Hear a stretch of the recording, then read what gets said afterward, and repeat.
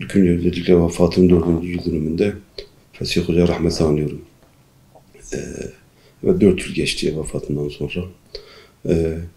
Tabii bizim Fesih Hoca ile ilgili tanışmamız, akraba olmamın sebebi küçüklüğünden beri beraberdik. Yakın ilişkilerimiz oldu onunla tabii. Ama özellikle ortaokul ve lise yıllarında, özellikle kendisi Çınar'dayken daha çok ilişkimiz oldu. Daha çok yakından tanıma imkanı bulduk. Özellikle onun yani o yıllardaki ahlaki özellikleri, kötülüklerden uzak durması, bizim gibi gençlere yardımcı olması, örneklik olması bakımından çok önemli özelliklere sahipti. Yani o dönemde hatırlıyorum Çınar'daki, özellikle Çınar'da yaşadığımız için Çınar'daki gençlerin bir odoluydu aslında onun. Örneklik açısından biz onu kendimize örnek alıyorduk, almaya çalışıyorduk daha doğrusu. Bu tabii bütün o ahlaki özellikleri, o samimiyeti, o ihlası Çınar'daki gençler üzerinde büyük etkiye sahipti. Biz bunu müşahede ediyorduk aslında. Ki daha sonraki yaptığı çalışmalar Çınar'da ve Çınar'daki gençler üzerindeki etkisi halen de konuşuluyor, halen de o etki görülüyor aslında. Tabii akrabamız olması sebebiyle özellikle yani akraba ilişkilerinde de Fesih Hoca farklı bir kişilikti aslında.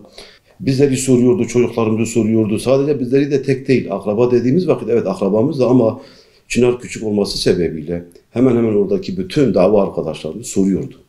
Onların çocuklarını soruyordu. Onların sıkıntıları olduğu vakit müdahale edebiliyordu. Çözüm özellikle üretebiliyordu bu konuda. Bu konuda gerçekten de Fesih Hoca denildiği vakit eğer bir meselede o varsa tamam o mesele mutlaka çözülür. Tabii bunlar bir dava adamında bulunması gereken özelliklerden sadece birkaç ama o özellikle bunların dışında Çınar'da olsun, Diyarbakır'da olsun samimiyetiyle, ihlasıyla kendini kanıtlamış bir kişilikti. Bu kişilik tabii bizler için, bizden sonrakiler için önemli bir kişiliktir aslında. Halen de Çınar'da gençler Fesih Hoca denince o duygulanma, o geçmişe gitme duygusu çıkıyor ortaya.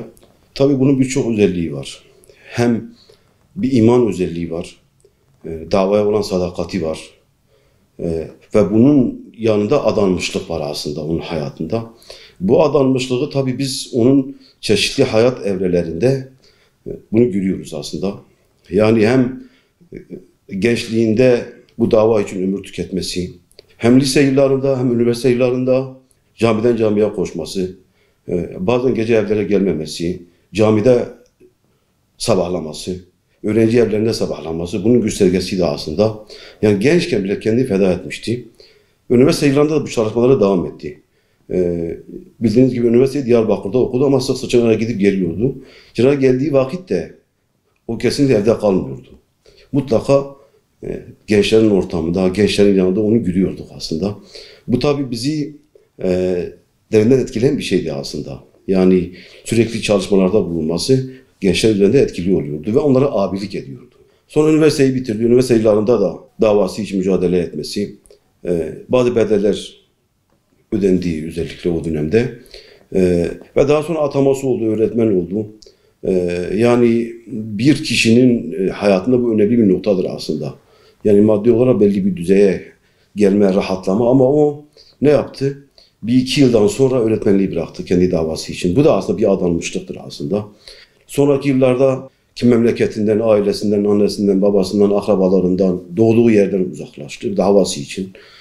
Onu belki yıllarca görmedik. Muhaciretten sonra tabii yakalanması, gözaltındaki çektiği işkenceler, ki gözaltı süresi biraz fazlaydı, biraz uzundu. Belki de bir hasarın bir sebebi de belki de oydu, onu bilmiyoruz tabii. Sonra tabii hapishane hayatı, özellikle onun muhakeme gücü, olaylara çözüm getirmesi, olaylara hikmetle yaklaşması bir bakıma onu öne çıkarıyordu aslında. Ki cezaevi sürecinde de oradaki tutukluların kendilerine temsilci seçmelerine sebep oldu bu özelliği. Çünkü sorunları güzel bir şekilde ele alıyor ve çözüm noktasına öneriler getiriyordu. Tabii ondan sonra, hapishane hayatından sonra da çalışmalarına devam etti aslında. Bir dakika, bir saat durmadı aslında. Ve geçirdiği bir hastalık vardı, özellikle böbrek hastalığı. Bu tabii bir etkiye sebep oldu. Özellikle yani Fesih Hoca bir birisinin işte hastalanması, böbrek nakli olması, iki böbreğinin iflas etmesi. Hani oluyor yani insan hastalandığı vakit biraz geri durabiliyor. Yani hem yaptığı çalışmalardan hem davasından geri durabiliyor. Ama o gerçekten de yani biz onu Bağdaçınar'da görüyorduk. Böbrek naklinden sonra elinde mutlaka çantası vardı, ilaç çantası. Bir elinde bir suyu vardı. Oradan oraya koşturuyordu. Yani onun o halini gördükten sonra ya acaba biz sağlıklı halimizde, bu rahat halimizde biz nasıl uzak duruyoruz çalışmalardan? Bu hem bende hem oradaki Çınar'daki gençlerde, arkadaşlarda etki eden bir davranıştı aslında. Siz bir ömür boyu tüketiyorsunuz, hastalanıyorsunuz ve ağır bir hastalık çabuk geçiriyorsunuz. Sizin dinlenmeniz lazım, sizin enfeksiyon kapmamanız lazım.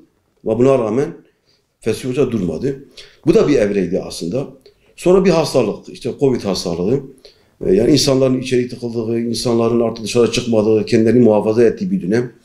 Ve hele hasta insanların daha çok kendilerine dikkat etmesi gereken bir dönem ama bakıyorsun Fesih Hoca gerçekten tekrardan o haliyle, o hastalık haliyle ve o virüsün yayıldığı esnada bile çalışmalardan geri durmadı. Sürekli çalışmanın içinde kaldı. Ve tabii sürekli bir korkumuz vardı aslında Fesih Hoca'dan. Yani aman Fesih Hoca virüsü kapmasın. Çünkü niyette kullandığı ilaçlar vücut direncini, ne bileyim bağışıklık sistemini tüketen ilaçlardı. Böbrek nakli olması sebebiyle. Yani dikkat ediyordu kendine biraz. Ama nihayetinde bulaştı. Ama bunu atlatacağını biz şey yapıyorduk. Yani diyorduk bunu atlatır mutlaka. Yani Fesih Hoca birisinin yani bu hastalığı atlatır. Çünkü onun azmi vardı, kararlılığı vardı gerçekten de. Ama gel gör ki hem kullandığı ilaçlar hem virüsün etkisi maalesef 4. aramızdan almasına sebep oldu. Vefatından sonra da aslında insanların, bile tanımadığımız insanların gelip taziyesinde gelmesi, onu sorması, gelip mezarında ağlaması, onun ne kadar sevilen bir kişilik olduğunu ortaya çıkardı. Halen etkisi devam ediyor. Tekrardan Allah-u Teala kendine rahmet etsin. Şehitlerle, salihlerle inşallah haşretsin. Bütün bu merhalelerde hiçbir zaman geri adım atmadı. Durdu, dik durdu. Ama onun etkisi halen devam ediyor. Bir insan vefat ettikten sonra, bir iki yıl sonra unutuluyor. Ama Fesih Hoca gerçekten unutulmayan bir karakterdir.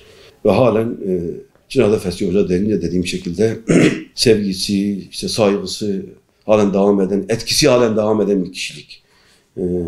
Böyle bir kişilikle ilgili tabii ne söylersek az aslında. Dünya şartları, işte sıkıntılar, ne bileyim, dünya sevgisi ve aile sevgisi, bu tür şeyler insanlar bu davadan alıkoyabiliyor ama biz ondan kesinlikle hiçbir günde o geri adımı biz görmedik, duymadık. Sürekli ön planda, sürekli davayı birinci gündem maddesi haline getiren bir şahsiyetti aslında Fesih Hoca. Bunu hem ailesinde, hem çevresinde, akrabalarında, hem yaşadığı ilçede, hem yaşadığı çevrede, sonra Diyarbakır'da, ne bileyim başka yerlerde biz bunu görüyoruz. Yani ailesiyle ilgili mesela şu anda o olaylara bakış açısı, ne bileyim aile içindeki o davranışları, büyüklüğü kendisini gösteriyor zaten. Şu anda yetiştiği bir çocuğu şu anda medresede halen gençlerle ilgileniyor, çocuklarla ilgileniyor. Bu tabii en büyük sermayesi bu aslında. Yani demek ki bir şey vermiş ki çocuğu şu anda bu halde.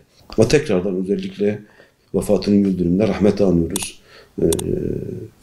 Allah-u Teala rahmet eylesin.